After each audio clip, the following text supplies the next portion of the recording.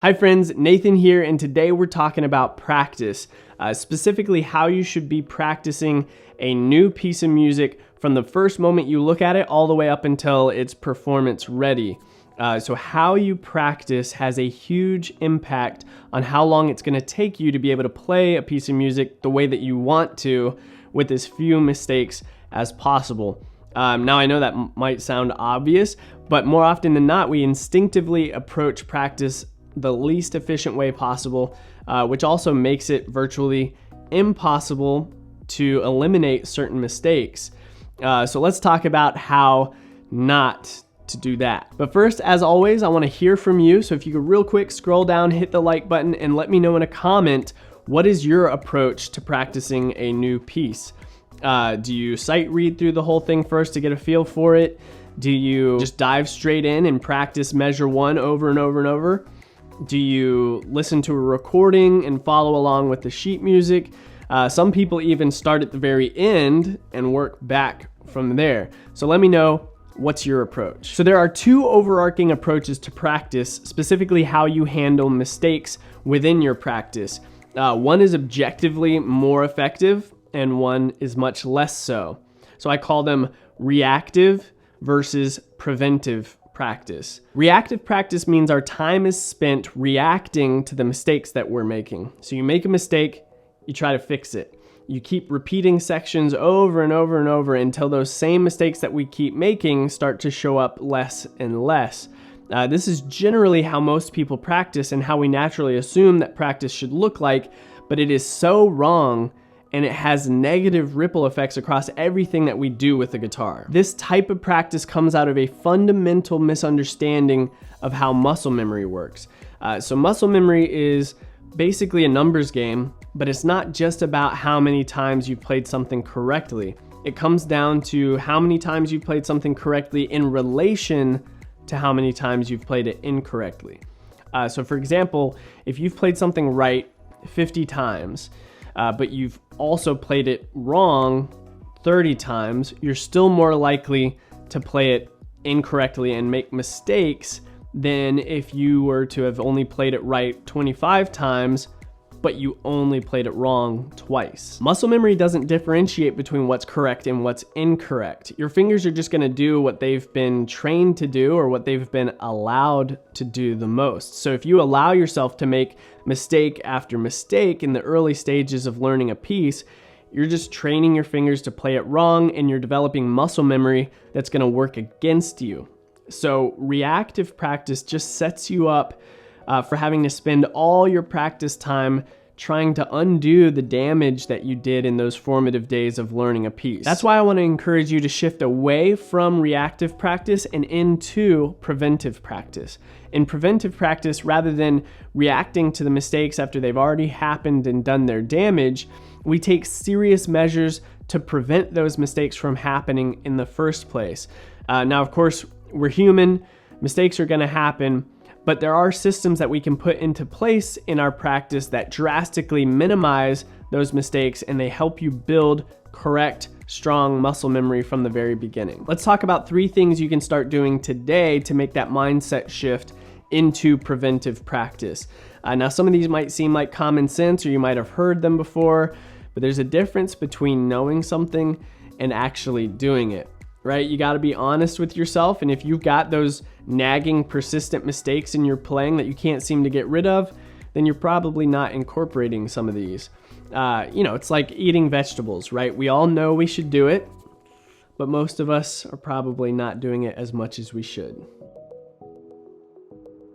Number 1, when you're starting to learn a new piece, avoid the temptation to try to play through the whole thing start to finish, and don't work through large sections at a time.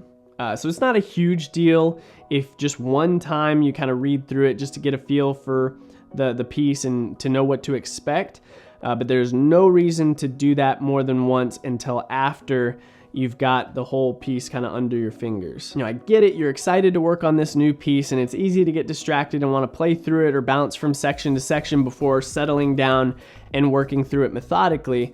But reading and playing through big chunks of music like this from the very beginning means that your entire introduction for your fingers to this piece of music is going to be sloppy and full of mistakes, and that's going to set you up for failure right out of the gate. So avoid that temptation. Start working through the piece methodically, measure by measure, immediately, to give your fingers a chance to process and execute these new notes correctly from the very beginning. All right. Number 2, practice slow. We've heard it a million times, and yet we don't do it enough. When something is universally recommended by every professional in an industry, you can't ignore it. So we all understand that slow practice is super important, but it's so counterintuitive for us.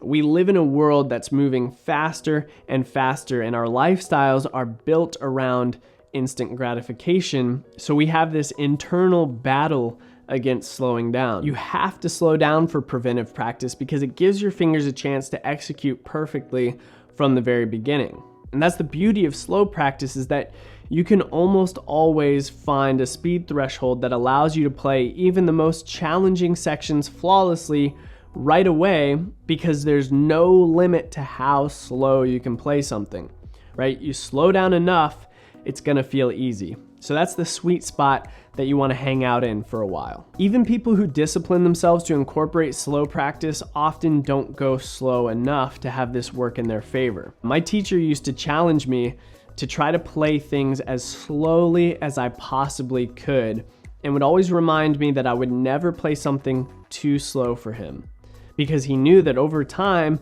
when I eventually sped it up, I would actually be able to play it clean. Now, before we move on to my final point, I want to make something clear here. I am not about painting some pretty picture of myself and pretending that I do no wrong. That's not real life, and that's not fair to you. So this is a constant discipline. There are many times when I'm in a rush to get a new arrangement down, and I find myself jumping in too fast and reacting to my mistakes. So understand that this is the long game, right? Continuously remind yourself to choose preventive practice over reactive practice, and over time, it'll get easier. My third and final recommendation for preventive practice is to visualize before executing. This is especially important when reading through a measure or a small section for the very first time. This is what sets the tone and gets your mindset prepared for preventive practice versus reactive. Reactive practice would have you read through a measure, playing as you go, and haphazardly grabbing notes as you read them. Now, unless you're a master sight reader or this is a super easy piece, you're pretty much dooming yourself to a sloppy first playthrough. In preventive practice, as we're reading and playing through a measure for the first time, we're gonna be a little more patient and strategic.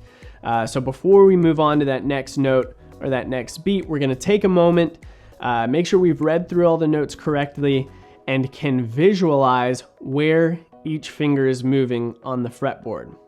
Once each finger knows where it's going, then we move, right? So visualize, execute. Especially with tricky chord changes, it makes such a big difference to take those few extra seconds and visualize the movement before executing, rather than just carelessly jumping and grabbing the notes as you find them. So don't underestimate how important that first attempt is, because it sets the tone for the level of discipline and focus you're gonna have for the future repetitions. Now, this channel revolves largely around making your own guitar arrangements, so it's important for me to point out that preventive practice does look a little different with your own arrangements, because when it comes time to actually practice your arrangement, your muscle memory isn't starting from a clean slate. You've already had to go through that messy, creative arranging process where you probably played through everything kind of sloppily, piecing your arrangement together, and that's unavoidable and it's okay. But once you've finalized your arrangement, treat it like a new piece and immediately jump into that preventive practice mindset. Speaking of making your own guitar arrangements, if you haven't already, you need to take my free course, Fretboard Freedom, where I teach you how to find and play chords anywhere on the fretboard. Now, I made this course because this is one of the most important concepts that you have to understand if you want to make your own classical or fingerstyle guitar arrangements, and I made it free as a genuine thank you to you for giving me your time and your attention. Now, the access link to the course is down below. So go check that out. Thank you so much for watching. If you enjoyed the video, please hit the like button to let me know and to help more people see it. Make sure you're subscribed with the notification bell on so you never miss future videos. And as always, much love, and I'll see you in the next one.